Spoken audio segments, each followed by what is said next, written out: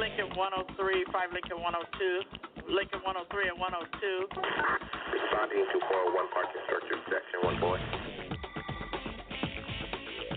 Henry 8, Henry 9. Respond to gate 437 Bravo for your dignitary detail. 3K911 unattended 400 lower level near carousel 4 black bag. GTA in progress 401 parking structure section 4 boy. Responding to 401 parking structure, section 1 boy. 415 passenger onboard aircraft. Control 2 Franklin en route. 484 suspect, is female, Hispanic, 28 years of age, blue jeans, no further. Control 5 Frank 401 is en route.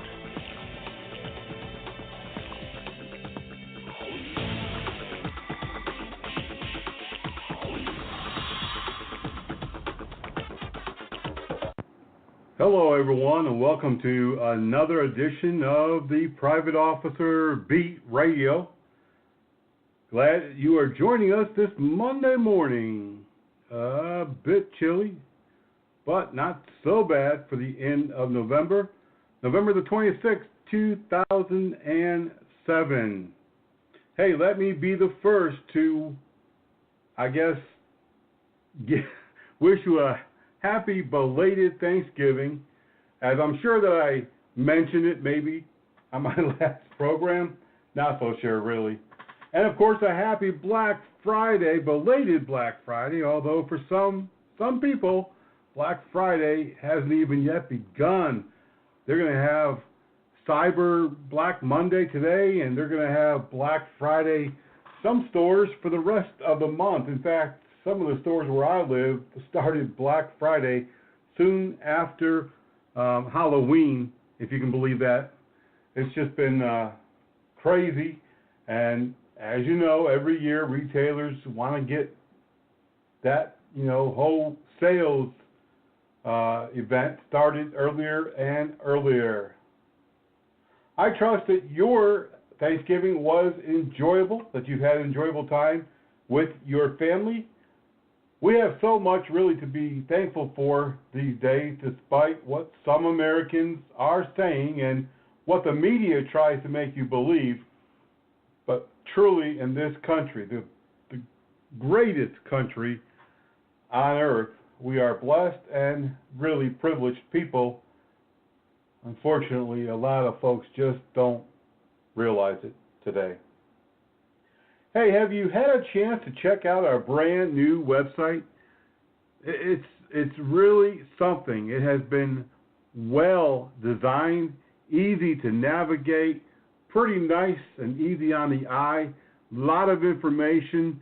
I think you're going to find it an enjoyable website to visit, to use, not just once, but on a regular basis. We encourage you to go there many times. And if you're a member of Private Officer, you'll have specific passwords to get into the areas that are only for members only. And there you'll find additional resources, some free online training, forums, and some other member-only material. Now, we will, once we get that completely up and running, that part of it, we will send you a password and your login credentials. So you don't have to worry about contacting us. We will contact you between now and the first of the year. So we're excited about that. Finally being an area specific only to members. And trust me, you're going to want to come back there frequently because we're going to add a lot of stuff on a regular basis that's only for our members. PrivateOfficer.com. PrivateOfficer.com. Check it out today and be sure to tell all of your friends. Also, be sure to follow us on social media. If you're not already, we say this almost every radio program, Twitter and Facebook are our two leading areas to follow us, and still many people don't. We are constantly pushing stuff out on Twitter because it's very easy and quick to do. We do have a 24-hour news and information department. They are constantly looking for news items that relate to not only the security industry, but public safety and law enforcement, and is designed really to be very informative. Be sure to follow us on Twitter /Private Officer and on Facebook /Private Officer International. Of course, we do have other social media platforms, but honestly, it's just too cumbersome, too much for us to keep up with all the time. So we do most of the time just use those two platforms, and of course our own website and newsletters and news sites. Speaking of the news, not sure if you're aware of this, but we do have our own media company, and we're working right now with several companies to begin a new TV network arm of that. We're going to be broadcasting a lot of public safety news, information. It's going to be available on the web and on several other sites. We're excited about that, and we'll be sending out more information. The site, the TV site, will be called PSN, Public Safety Network, and we are working fast and furious on this. You know, a lot of people may not really realize, and we actually do get some email contacts from some folks who don't realize that we're really not really just a security association. We're much more than any security association in the U.S. Over the past 14 years, yes, we did begin as a security association, but we have expanded, and we continue to expand beyond the realm of just a security association. And a lot of people don't know that some of the main divisions and areas of Private Officer International includes one of the largest news and information sources in the U.S. There's no other association, no other professional group that has a full-time news and information staff, a research staff. We collect data and statistics, compile information. We have quite the database that we have built up over the last 14 years, and a lot of people just don't understand the magnitude of work that goes into just that one component of Private Officer International. We also have a legislative arm that, again, a lot of people just don't realize the immensity of the task. They don't understand that this part of our association, what we do every single day to help to keep our members and non-members safe, informed, trained. A lot of people just don't get the immensity of the work, the amount of time and effort and manpower that it takes to do everything that we do. It's a task, unlike what many might even think. Over the years, we've also added other components to POI, including a consultation unit where we consult with businesses, churches, and schools on their security needs. We also offer expert witnesses. We've been called by attorneys and used for expertise and use of force, private law enforcement, security, and liability issues. And we offer so much more than just an average, everyday association of any type, whether it be for security and law enforcement or a plumbers association or whatever. I currently have other companies as well that are really complementing what we do here at POI, so that in itself is an added plus to our members because they are provided resources through these other companies at no cost most of the time. And we recently put out an information bulletin letting you know that we're also going to be investing in some security-related companies. You must be established for at least 3 years and be able to document your 3 years of business. and we're also looking to invest in security training schools or medical training schools. So if you are interested to get more information, contact Stephanie K at privateofficer.com. Stephanie K at privateofficer.com. We really are doing a whole lot here at Private Officer International. And, you know, a lot of people just don't get it, don't realize it, or maybe they're just too busy to pay attention. I guess that might be the issue. But if you need more information, help desk at privateofficer.com is your best friend. Help desk at privateofficer.com. Regardless of the time of the year, it doesn't really matter. It seems that our news headlines continues to have the same three main headers: officers injured and killed, use of force issues by both law enforcement and security, and still a problem within our nation arguing over the freedom of speech and whether or not, you know, athletes, professional athletes, and even college athletes should stand during the national anthem, or is it okay to kneel? And of course, protests continue in some areas against law enforcement, including a Black Friday protest just this weekend that ended in numerous arrests at a St. Louis mall. Hey, if you don't know this by now, shopping malls and shopping centers, hospitals and colleges, schools and businesses are private property. And if they tell you to leave, if the security officer, which is the agent of the property, says you can't protest, you can't be here, you've got to leave, then that's it. There's no argument. And if you don't leave, it's a criminal offense. You know, we've been dealing with this issue about protesting at shopping malls, it seems like, for the past 4 Christmases. We've had the same issues over and over again, turning into major incidents at the mall during Christmas shopping, Black Friday weekend, because people just don't get it. They just don't get it. It's like me coming to your house screaming on your front lawn that I don't like the mayor of the city. It's your property, private property. I have no right to be there.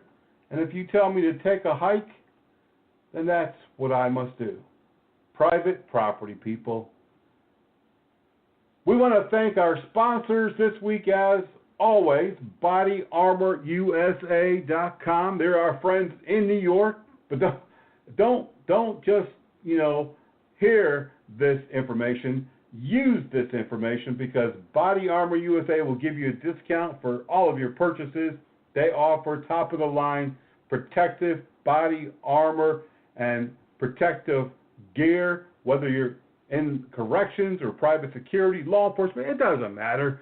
Check them out. Give my friends a call today at BodyArmorUSA.com. And you'll be glad that you did. Trust me. They're great guys to work with, and you're going to get a discount. Also, we want you to check out Safe Life Defense, another body armor company where we have partnered with to provide some deep discounts in all of their protective body armor, and they will take care of you. Just let them know that you're a member of Private Officer International, and they will help you.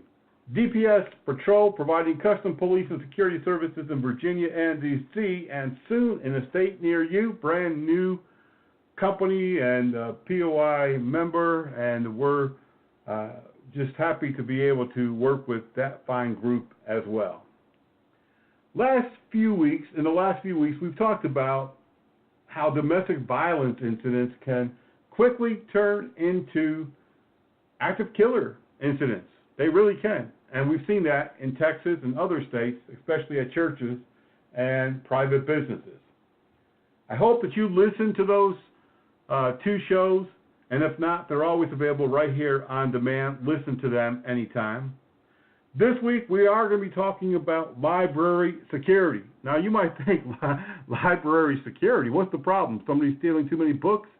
No, actually it's a real serious problem these days. A lot of high crime incidents, drugs, robberies, burglaries, just a lot to deal with nationwide. And coming up, we're going to be covering that subject, and we've got some really great interviews and news sound bites because, like I said, this is a real problem these days, a real problem. Also, when we come back from our first break, we're going to be sending out some happy birthday wishes, telling you about some upcoming events, and getting on with the news. We'll be right back, so don't touch that dial. No, don't go away. We'll be right back. Life is precious. Ask any of these people. They've been given a second chance at life through organ and tissue donation. But there are more than 84,000 Americans waiting for life-saving transplants. 17 people die every day waiting. I didn't know this until I lost my best friend, Lyric. She gave the gift of life to 5 people. That's why I've become an organ donor, too. One decision saves so many lives. Donate life.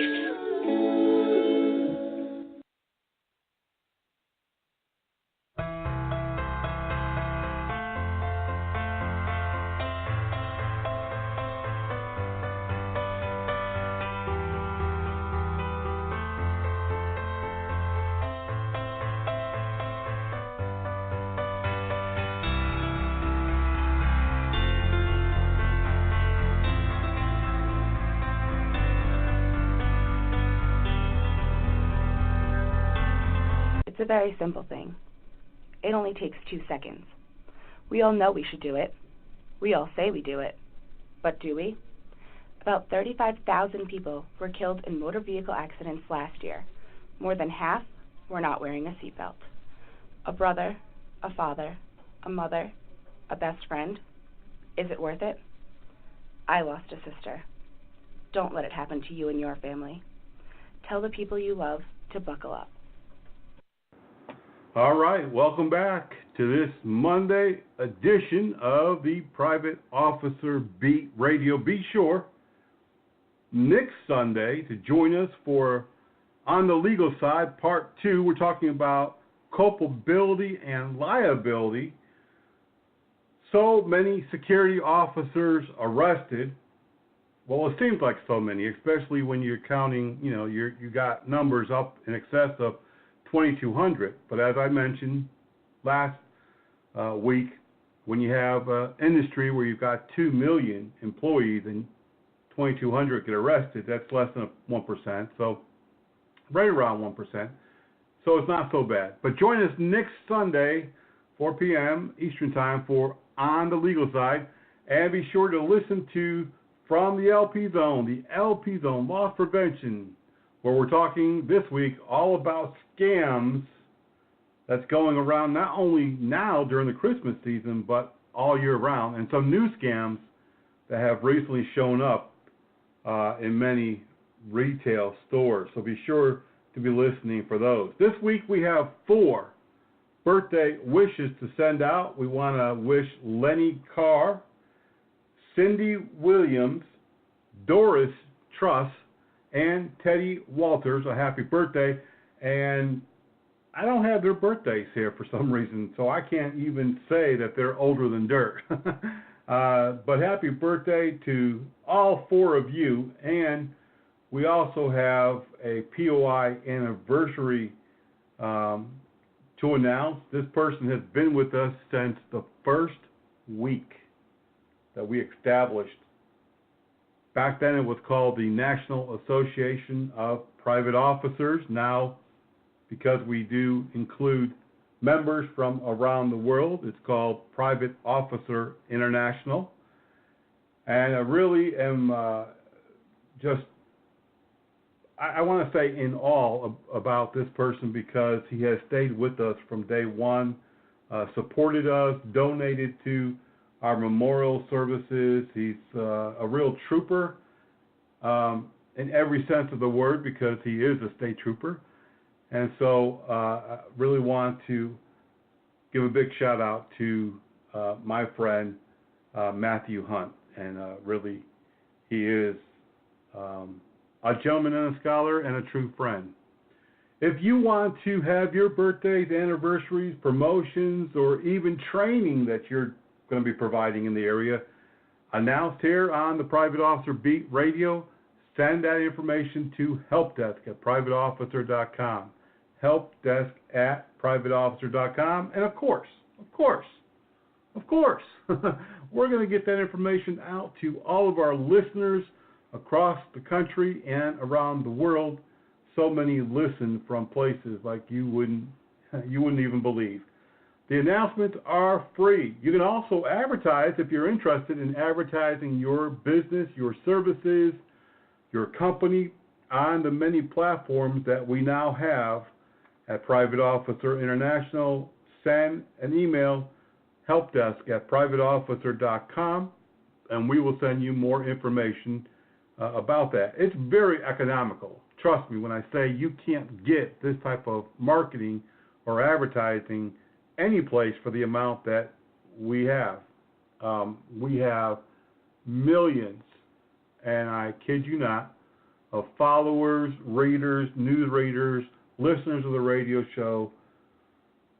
And, we have a lot of folks that respect and follow us, people that we have built up over the years. Like I said earlier about having a big database, it all comes from many years of being in business. As a startup, kind of like a plant, you're just beginning to grow, and you don't have really a lot to offer. You have no fruits, no vegetables, you have nothing. But we are well established now, 14 years in this one business. 6 other businesses established in the 80s and 90s. Well established, well respected. If you're interested in advertising, just send an email, helpdesk@privateofficer.com. helpdesk@privateofficer.com. If you want to announce anything that's happening in your world, again, helpdesk@privateofficer.com is your best friend. We're always looking for good people to interview on the radio. We have an interview coming up in a couple of weeks with a deputy sheriff in Tennessee who actually got his start in private security, and he worked several different types of security while, moving forward in his search to find a law enforcement agency that would hire him. He eventually put himself through the police academy. Some states will allow you not to be sponsored by a law enforcement agency. Virginia and Tennessee both do that. You can self-sponsor yourself. It costs $5,000 or $6,000. If you have an extra $5,000 or $6,000 just laying around and you want to go through the police academy, you can. So he did that, and he was hired at a nice sheriff's department. So we're going to be talking about him, about advancing your career if you're interested in law enforcement. We're also going to be talking with a person about how he expanded his security company by serving civil process, subpoenas, divorce papers, lawsuit papers, all of those type of things coming up sometime next month before Christmas. We're also looking for others.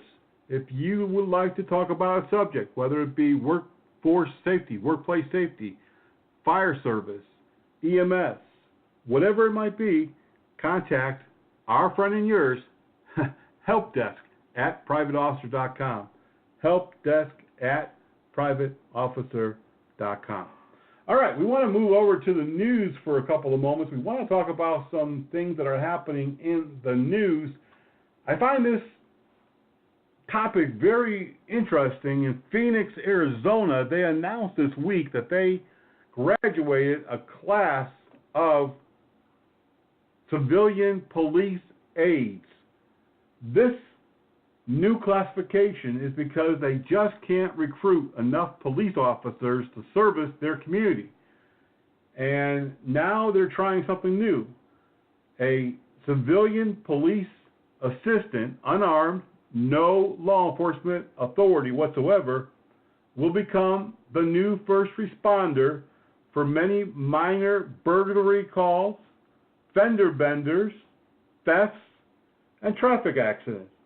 They're going to be a civilian employee who will work with their sworn counterparts to serve the large city of Phoenix because they just don't have enough cops. And this is not the first city to do this. You know, numerous cities in the last 10, 15 years, but especially in the last 5 years, have hired security companies to add additional patrols of city streets. Some security companies, we've talked about this before, responding to calls for service, burglaries that are past tense, mail theft, minor accidents without injuries, and things like that.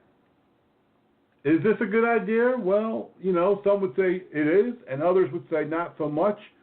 From the safety of the officer's perspective, I think that this could be dangerous because, as you know, sometimes when a person calls in for police and they say, I just want to make a report, that suspect may have left, but sometimes they do return to the scene of the crime, and even law enforcement has had this happen over and over and over again. So we really don't know if this is going to work out or not.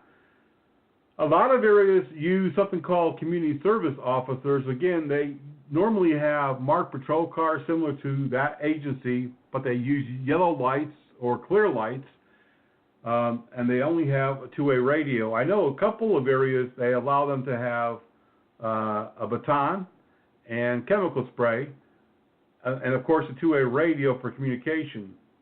But you're going to see this more and more. Just recently read an article, and I shared this maybe a month ago, about a city who is taking on some private police officers who are commissioned to make arrests on private property. They're taking them on to patrol parks and other governmental properties. So we'll see what happens. In Cedar Park, Texas, a Walmart there reported that a person set 2 fires inside the store. The person has fled. It caused quite a bit of damage. Nobody was injured, thankfully, and it's under investigation. In Sherman, New York, a 43-year-old woman was accidentally shot to death as she walked her dogs in a rural field in western New York. A man mistook her for a deer and shot her, then calling 911. Police say that he's been arrested now because it was after sundown. There was no hunting after sundown. He had no hunter's license, and he wasn't legally able to carry that weapon. So, you know, first rule of gun safety, obviously, to know your weapon, but also to know your target and what's beyond your target. In Brooklyn, New York, there's a big squabble going on. Brooklyn College is telling cops, don't poop there. Don't use their bathrooms. Officers often stop by the college to use the restrooms as they also patrol the college.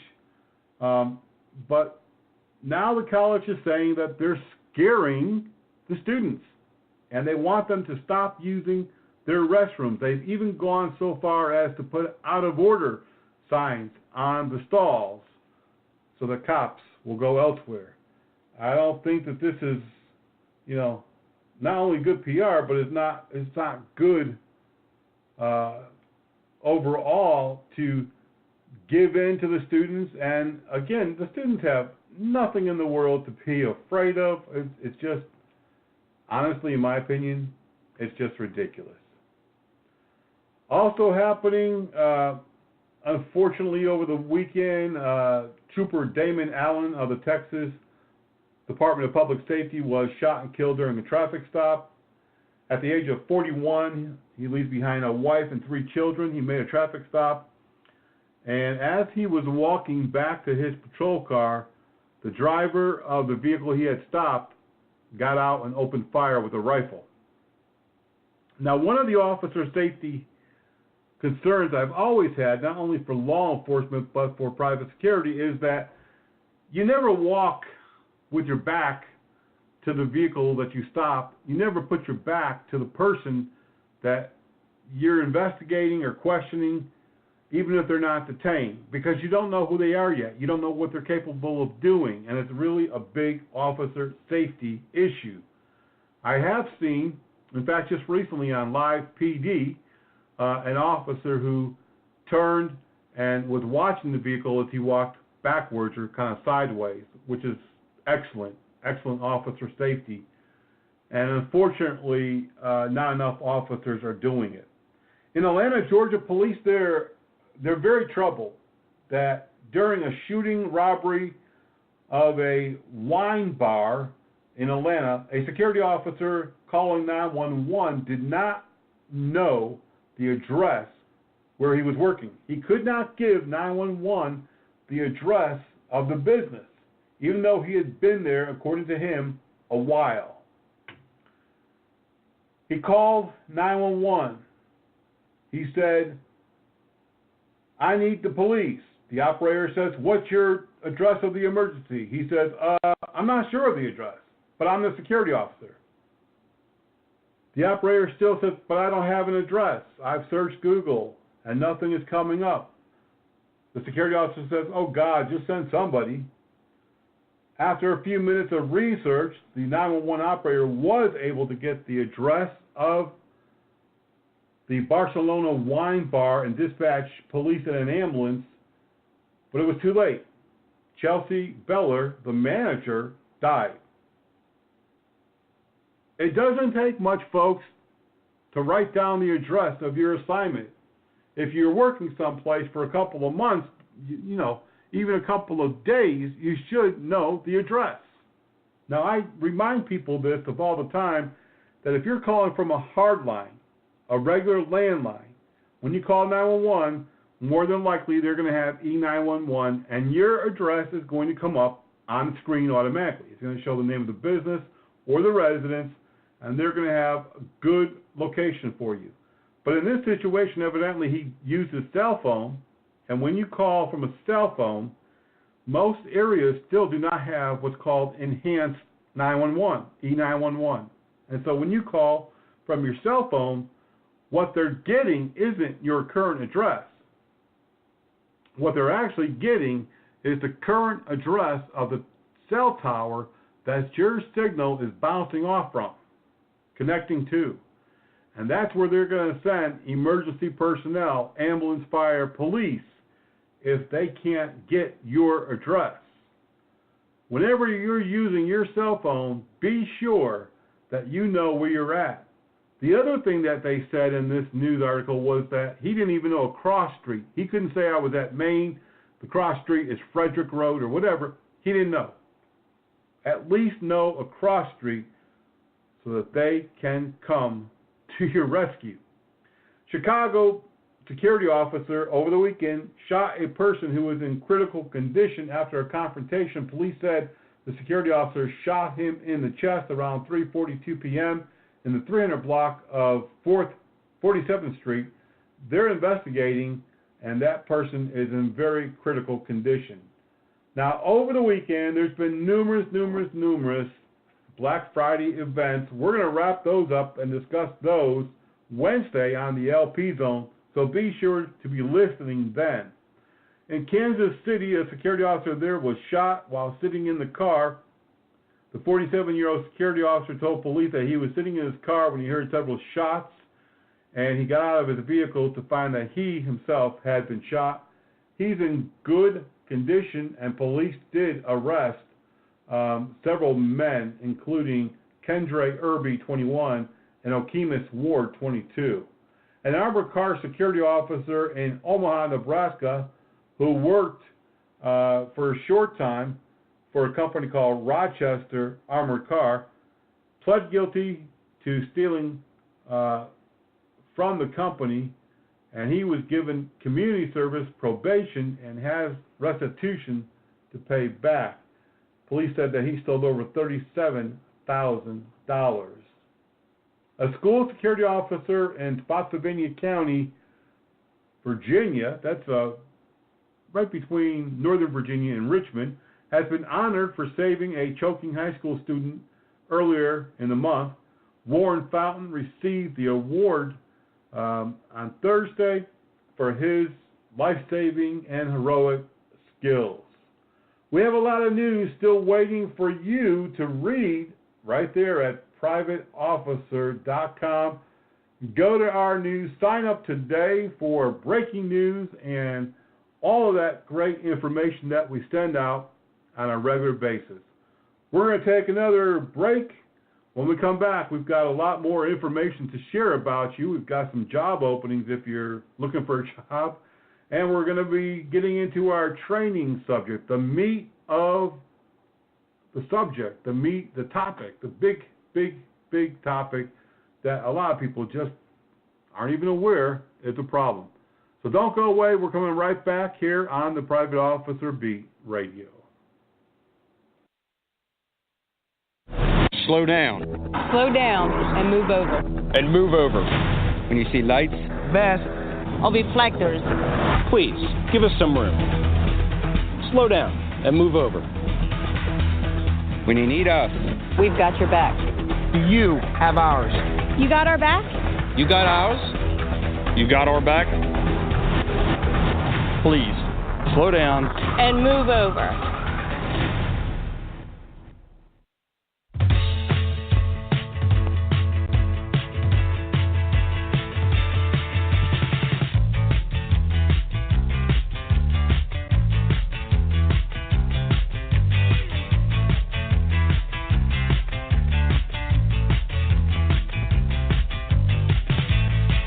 For some children, America isn't the land of promise.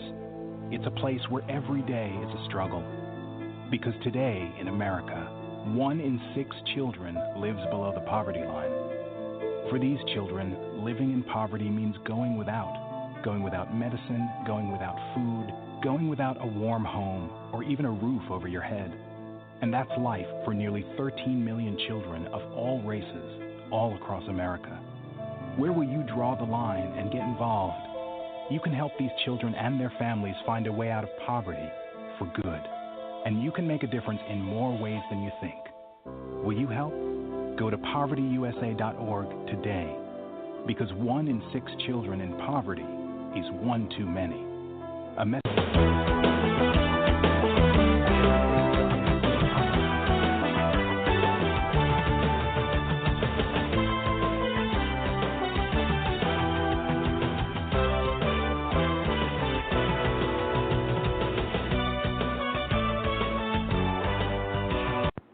All right, we are back this Monday morning on the Private Officer Beat Radio. Glad that you hung around and still with us.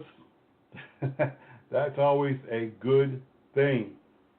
We told you about 4 or 5, maybe 2 to 3 weeks ago, that 2 security officers working at a homeless shelter resource center was confronted by a person who was very violent. He was armed with a knife, and he took out that knife and stabbed them repeatedly, several times. NYPD was called, and they responded, and unfortunately, they had to use deadly force. The subject would not drop his weapon, and which of course is always, a sad situation, and he was killed. But we have some audio from the security officer, one of the security officers that was stabbed, talking about that incident and her recovery, and we'll be sharing that with you here in a few moments. Armor College is really expanding, and we're looking for both those who would like to start a armor school as well as a partner school, someone who already has an established school who just wants to add curriculum. And we have a lot of opportunities. We're opening a brand new location in Birmingham, Alabama Fort Collins, Colorado, Pensacola, Florida, and a number of other cities. If you're interested, contact Carrie, C-A-R-R-I-E, at Armour College, A-R-M-O-U-R college.org. We're really looking to expand, but we're going to do it a little bit slower than we have been. We offer a lot, over 600 courses that are available right now. We have a network of other training companies. They have hundreds of courses, and there's a lot of opportunity for you, so be sure to contact us if you're interested. POI, besides our brand new website, if you haven't visited our digital magazine, be sure to do that at privateofficernews.org, privateofficernews.org. You can get to it from our main website or just punch in privateofficernews.org. Right there we have a lot of digital news and information. We also have videos. We have our radio shows and other training and videos for you right there on that website. We're currently looking for regional correspondent for that magazine. If you have any news background or writing skills, be sure to send us an email, helpdesk@privateofficer.com. We're also looking for video and photos for our new magazine. If you, have the ability to send us photos or video of you on the job, even if it's just driving in the patrol car or at a situation, please do that. We'll be sure to give you the appropriate recognition. We're also looking, as we expand our church security teams, for instructors.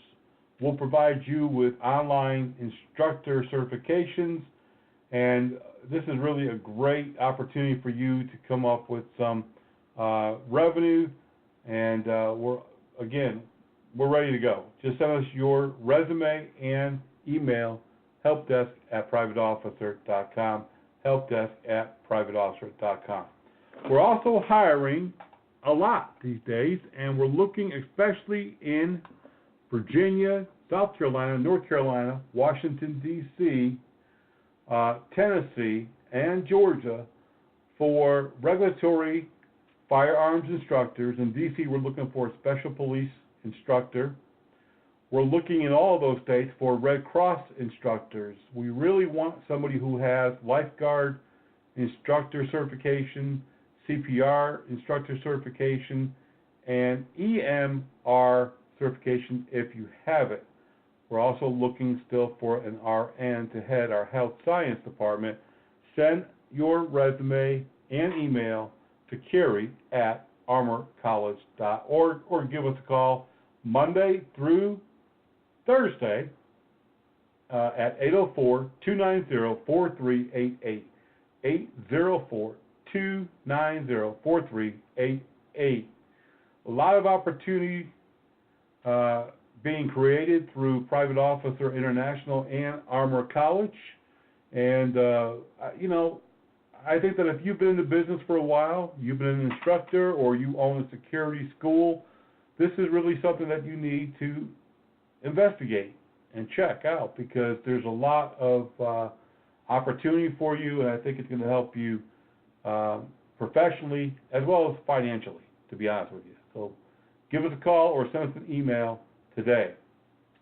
We want to go to our training segment, but I'm going to play this news audio clip of a security officer from New York City who was stabbed, and it's really amazing that she wasn't killed because she was stabbed several times.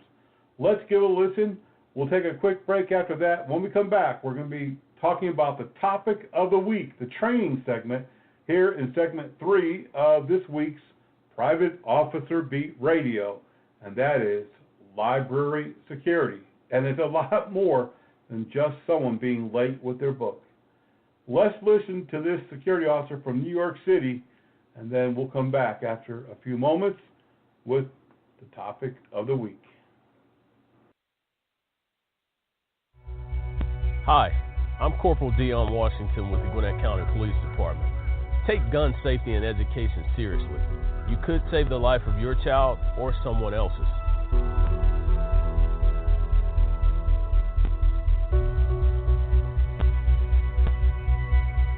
A gun owner's most important responsibility is keeping it out of the wrong hands.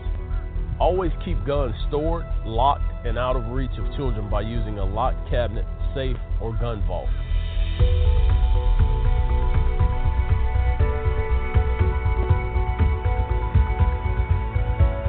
Parents, don't tell kids they are too young to talk about gun safety. If they don't learn correctly from you, they may learn from their friends, television, and video games. As kids get older, revisit the gun safety conversation based on their level of maturity. Remember to make it real and relatable for them. And kids, remember, if you see a gun, stop. Don't touch it, leave the area, and immediately tell an adult. Libraries are owned and operated usually by municipalities and counties nationwide.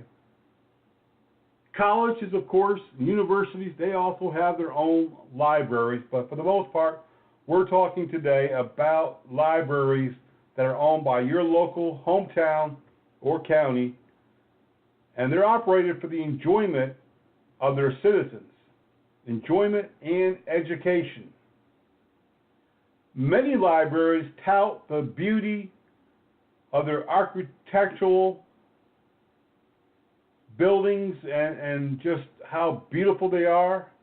They talk about all the latest technology that they now offer their customers. And really, some of these buildings are quite large, quite beautiful, and almost look like a college themselves. With their doors often wide open to the public 12 to 16 hours a day in some areas, a lot of different people, a lot of different types of users pass through those doors. And now more than ever, libraries offer such an array of services beyond the books for learning, enjoyment, and laughter that they're really a magnet for a much larger array of folks from the public. Often their services include large video and audio departments. They'll even allow you to take out videos and records and DVDs and all sorts of material these days. They also provide in many areas classes and meeting space. And they also sponsor, in some areas, entertainment and community events. They're really drawing people in from all realms of society. And they're making it, in many areas, the place to be. And maybe the beauty and the degree of some of those amenities in some areas are beginning to be their downfall, as more and more people are not only using the property, but they're using the property for purposes well beyond what they were ever meant to be used for. While the crime of the century really used to be, at your local library anyways, an overdue book that was really, really, really overdue, the crime of the century today is much different. Libraries are facing real crime, real criminal challenges. Homeless people using libraries to sleep, do drugs, sell drugs, have sex, meet up for illegal reasons. And so it's no wonder that in many areas, libraries are now hiring less librarians and more armed guards, social workers, counselors, and janitorial staff. It really is a serious problem that many city and suburban libraries are facing and having to figure out how to address it. Lock them up, throw them out, and ban them, some might say. But it's really not that simple. Now, before I go any further, in full disclosure, there was a time that I too was homeless many, many years ago when I was just a young man. And I remember the days of enjoyment that I spent as a teen at my hometown library. So in that short period of time that I needed a place to hang out, clean up, or just get in from the cold, I did take shelter and respite at my local library. I was not doing drugs. I did not drink. I was there for legal purposes, not for illicit or illegal reasons. I was not like the local homeless person there to do meth or crack. It was just a comfortable place for me to be at that time. And oh yes, I did read a book or two while I was there. But seriously, don't judge unless you've been there and walked in those shoes. Many of our community libraries are facing serious challenges on how to be accepting and understanding while providing a safe, clean, crime-free place for everyone. Now, recently, a Denver resident contacted their local news station because they love their city and they love their beautiful library that is in the heart of Denver. But they were getting sick and tired of the criminal element, the crimes, people doing drugs in the open, having sex in rooms that were open to children and the public. And they contacted a local Denver news station, and they said, I invite you to go there and sit and observe and listen and see the crime that is taking place. And so they did. They sent out undercover reporters.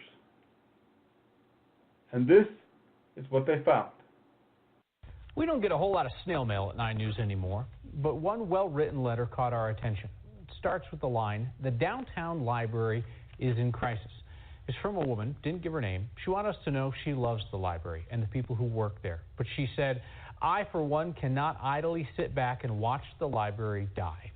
She closed the letter with, don't believe me? Simply sit in the library with your eyes and ears open. So 9 Months No reporter Jeremy Hohola went to see the library for himself. At Denver's downtown library, you don't have to open a book. Being homeless is bad enough. To learn about this hard side of humanity. But being rained and hailed on and snowed and everything else, that's tough on you. Every morning at 10, they line up to escape the street and find quiet cover. How often do you come to the library? Almost every single day. My life actually circulates around this place. What we're about to show you isn't a story just about homelessness. It's about crime, drug use, and overdoses in the Denver Public Library. After getting complaints about a growing problem at the library, we decided to check it out. For the better part of 3 days, I went undercover. Within the first hour and a half, I saw a woman with a case of needles. Security walks by. I watched as she tried to shoot up in the neck right outside the front door. Her friend couldn't find a vein. Eventually, she injected herself, all out in the open for anyone to see. That same day, I saw 2 men trade drugs for money. Day 2, this time inside the library, right next to the teen section. A drug deal played out right next to me. What you got there, man? What you got? I'll get quarters. Of what? Oh, Chris? Chris, what is that? Shorts. Oh, okay. Meth? All of this happening as kids come and go. A similar scene on the 3rd day. What's easy for you to say? Another man shooting up just outside the front door. That's just what I saw. Library security keeps a book of banned people. Pages upon pages of faces of those who've been caught breaking the law. People found shooting up inside. People acting aggressively. People drunk. This man was caught masturbating near the children's area. This couple was caught having sex inside the library's legacy room.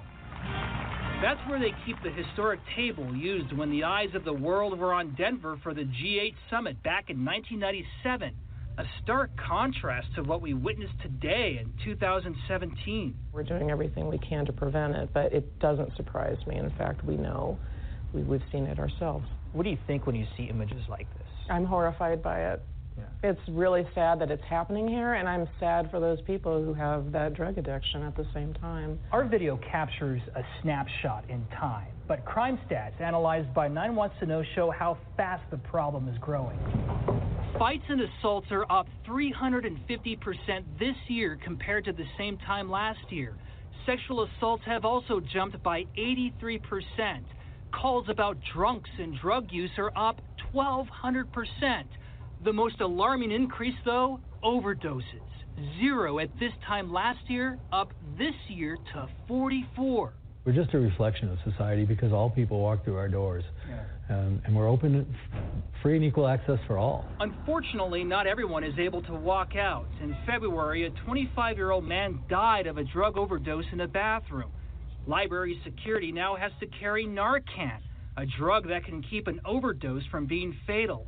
Head of security Bob Knowles has had to inject Narcan on a drug user, one of the 6 times it's been used since February. To have the negative experiences happening in the library that impact those is bothersome to me because I take my job very seriously, and I want this to be a safe place for all. It's a real shame and it's an embarrassment for the city, really. City Councilman Wayne New is just one of many trying to figure out what to do. He says the one thing that's not working, the homeless sweeps. That's when police enforcing the camping ban break up homeless camps from the Ballpark neighborhood, 16th Street Mall, to the Cherry Creek Trail. No, absolutely not. It's like the camping ban. You know, the police will tell you we move them off the street, but where are you going to put them? It pushes the problem out the door, which, don't get me wrong, as the guy responsible for this facility and this property is good by me. But that's not solving our problem, right? I believe that we're really at a crisis right now with the number of people that are being forced to live on the street. The Colorado Coalition for the Homeless says the city is at a breaking point. But moving people along and putting them in different places doesn't solve the problem. What do you say to parents who may be reluctant now to bring their children down to this main branch? I would say that we are trying to make this the best, safest possible place for them. I'm sure it's got to be disappointing for you to hear from people who say, I won't go down there, or I won't take my kids down there because of what I see. That is disturbing. My grandchildren come here, so I believe it's safe for them. But for how long? With crime skyrocketing, it's clear the library already has to worry more about overdoses than overdue books. You're in a tough spot here. Is this fair for the library to deal with? That's a tough question. Is it fair? I would prefer not to be doing this, absolutely. I would prefer to be sitting here talking to you about the important work we're doing to help kids enter kindergarten ready to learn and read. We asked the mayor, the head guy of the city, to sit down with us on camera to talk about what we found. He declined, but his office suggested we talk to the director of behavioral health strategies. She told us there are no plans right now that specifically address what is happening at the library, but that the city is working on the drug problem citywide. So that kind of throws it back to the library. What are their options? Well, right now they're relying on 2 full-time social workers who work in the library to help the homeless, and they're asking for funding to hire 2 more social workers. And instead of more librarians, the library is looking to hire more security guards. So you have businesses who want the homeless moved out of their area, homeowners who want the homeless moved out of their area. So now they're in the library. They're very tolerant and understanding the situation. Do you feel like the city thinks the problem's been solved, or where are we on this? Well, we're taking people's voices to the city right now, to see what the city can do about this. There's actually a form on 9news.com on this story that you can fill out, and I will take your comments personally to the mayor's office, and I'll read a couple of them here. One person says, I have lived downtown for the past 10 years within 4 blocks of the library. I have noticed the steady decline. I would love to use the library, but feel unsafe doing so, and more so after reading your article. And another person says here, it's a travesty. I'm scared to take the elevators or use the restrooms, especially when I bring my kids. It's a shame. Lots of comments. Because we do have our own news department, and we keep track of crimes in many areas. I was able to look up in our own archives some recent incidents at libraries that we have been following and we reported on this year. One of those situations was in Miami, where a man who had a dispute with another person started shooting inside a Miami library in May of this year. Police were able to respond, and there at the library inside shot and wounded the suspect. Police report that the suspect had entered the library and began shooting at around 10:30 in the morning. An off-duty police officer who was working security at the library was able to pull his weapon and shot the unidentified man in the torso. He has been charged with numerous crimes. Police say that it seems that the altercation began several days back, and then the two individuals met there inside the library of all places. While police quickly announced in a press release that this was a random case, the truth is that libraries in and around Miami-Dade have had a deluge of criminal activity for years. Drug use, robberies, rapes, muggings, shootings, and the cases keep piling up. Also this year in Columbus, Ohio, during what would normally be a tranquil Sunday afternoon at the downtown Metropolitan Library, it turned into a chaotic situation when again one man shot another during an argument on the second floor of the library while it was open and full of children and adults. At around 3 p.m., police were called because someone had accidentally bumped into another person, and that person got very upset.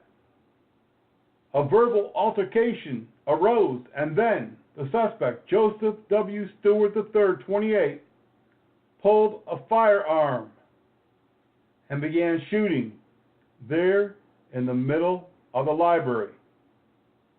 An on-duty security officer was able to subdue the armed man and hold him for police.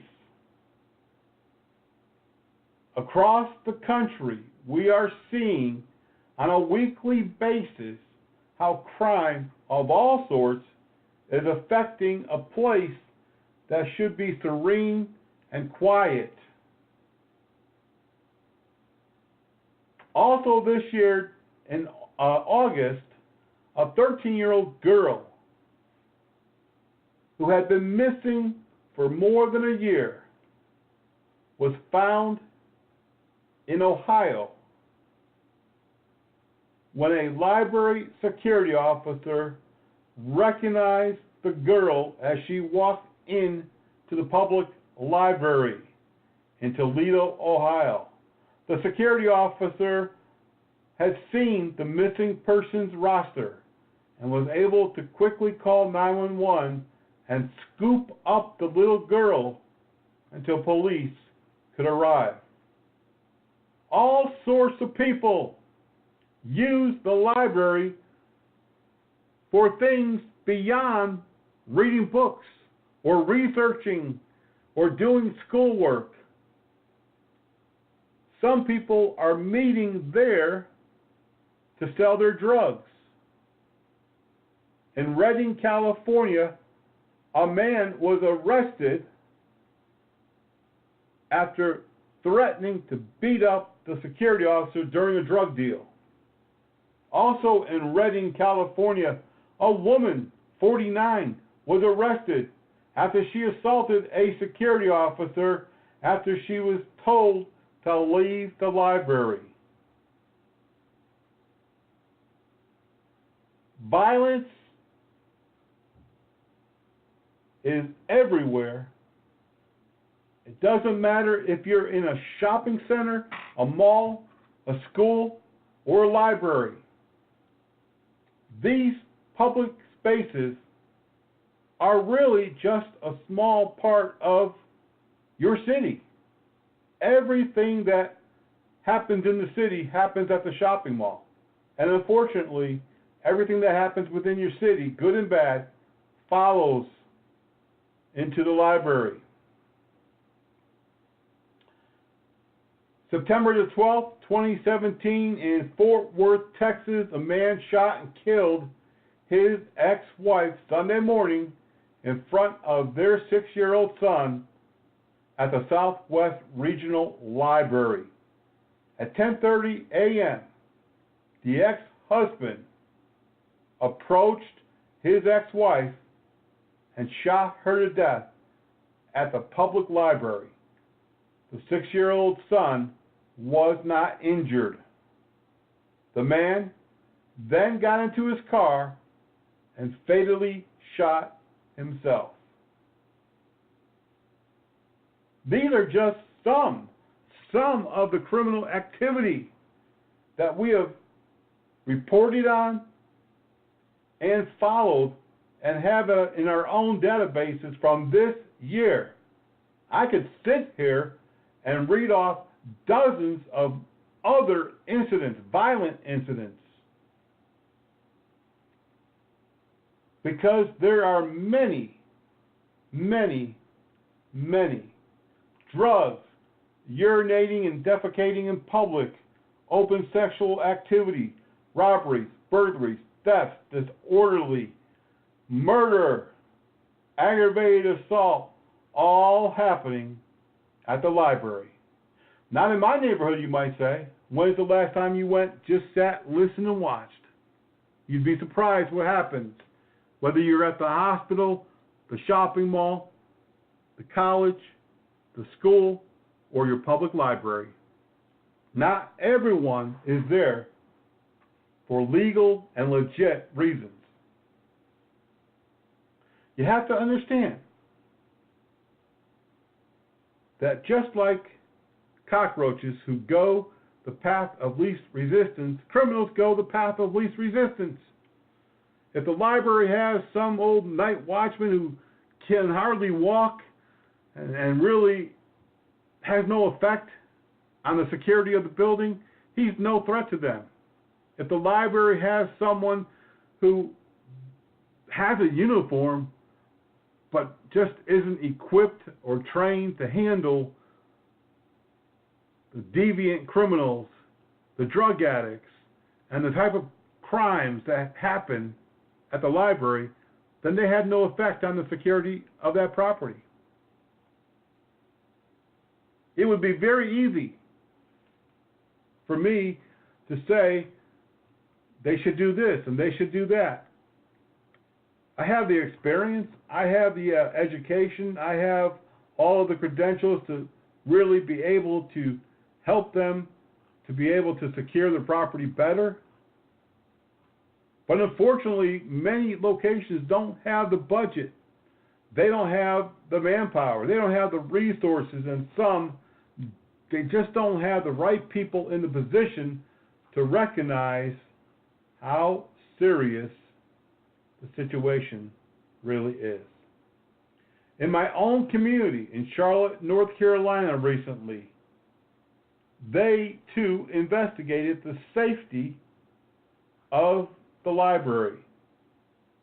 They had many complaints about crimes happening in the city. And so they also took a look. And this is what they found out in Charlotte, North Carolina. They might be the last place you'd expect somebody to be banned from, but Channel 9 uncovered that libraries in Charlotte have a long list of people not allowed inside. And Eyewitness News anchor John Paul investigated and found out the opioid epidemic sweeping the country is creating serious problems for local branches.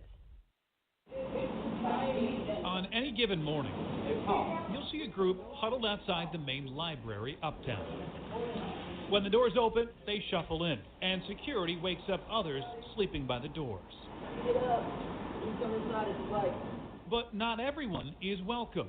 Channel 9 uncovered this list of people banned from Mecklenburg County libraries. In the past 3 years, more than 150 people have made that list. When someone is doing something that is not the smartest thing, they are going to be banned. David Singleton oversees Mecklenburg County libraries and confirmed there have been some serious issues. Look at the list here. At the Plaza Midwood branch, people have been banned for assault, drugs, and sexual misconduct. The same at the main library uptown. Dozens kicked out and then banned for drugs, sexual misconduct, and disorderly conduct. Even at Imaginon, the library designed for kids, 2 people were banned for sexual misconduct. Sexual misconduct? Mm-hmm. I mean, it seems like a very dangerous place to have somebody who had that kind of issue. Well, remember that you might be talking about teens at Imaginon, and sometimes teens don't make the best decisions. The number of people banned from browsing these stacks could actually soon grow, and that's all thanks to the opioid epidemic. Libraries across the country are seeing overdoses surge, and the Library Association is sounding the alarm, even recommending staff in some situations be trained to use Narcan. That's a drug that reverses overdoses. We are trying to be as prepared as we can be. Over the past 3 years, Medic has been called to the main library for 8 suspected overdoses, 5 in Plaza Midwood. William Thompson isn't surprised. He's at the Uptown location nearly every morning to meet with friends and get out of the weather. You ever see people selling drugs? Yes. They're selling crack, they're selling marijuana, heroin, they're selling everything. At the library? At the library. Inside, we saw no drugs, but we did see people passed out, camped out in corners. Outside, we saw a man drinking and cans of alcohol all over, out in the open. Alcohol has been an issue. But Singleton says the writing is on the wall for opioids. Security here has been trained to handle overdose victims. Some cities across the country are even arming their librarians with Narcan. That isn't the case in Charlotte, but Singleton says it may just be a matter of time. We don't worry so much about overdue books, but we do worry about overdoses. In Charlotte, John Paul, Channel 9 Eyewitness News. Either it's a drug deal or it's a hooker. Sex, drugs, and the public library. Oh my gosh. Tonight, the NBC4 I-Team goes undercover. And what we found has the LAPD taking a closer look right now. Safety and security at LA City libraries in question. Our viewers telling us they no longer feel safe. NBC4's Joel Grover and his team went undercover for 3 months to investigate. Colleen, when I was a kid growing up in LA, the library was a safe place where I'd spend entire afternoons. But when I returned years later for this investigation, I couldn't believe what we saw. Illegal activity happening every day, often with the LAPD just a few feet away.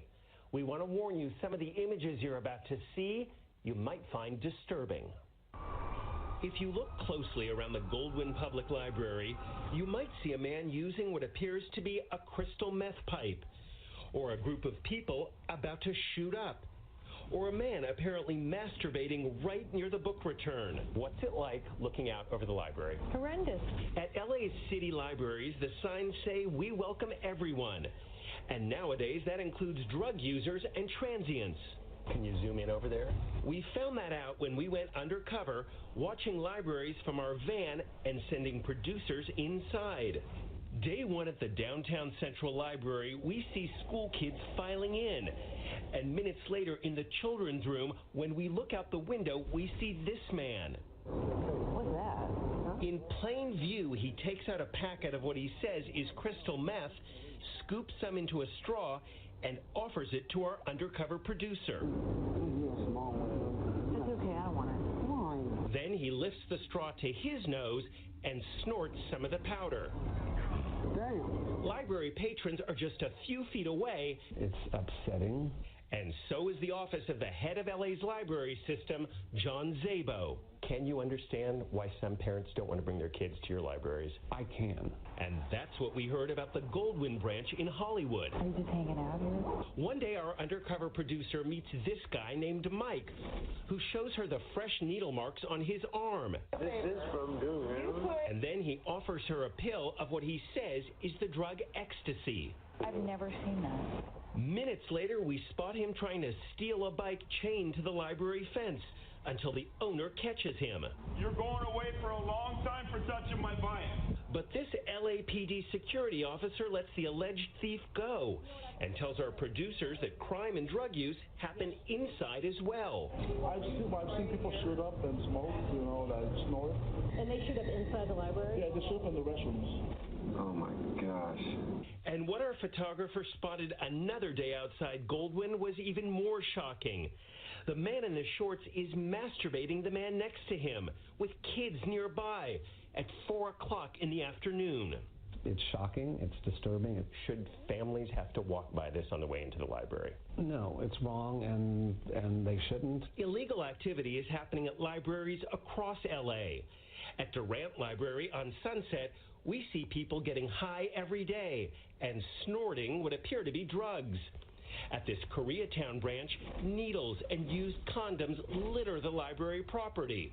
We wondered how this could be since the LA Library has an agreement with the LAPD paying the cops more than $5 million a year to provide security at its branches.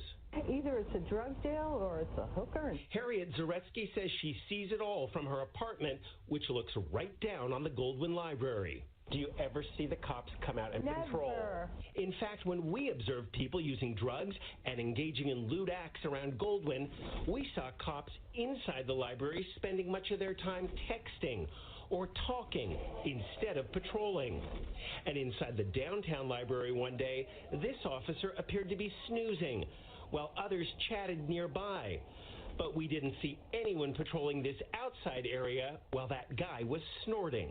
Over $5 million of our tax dollars goes to securing these libraries. Is that money well spent?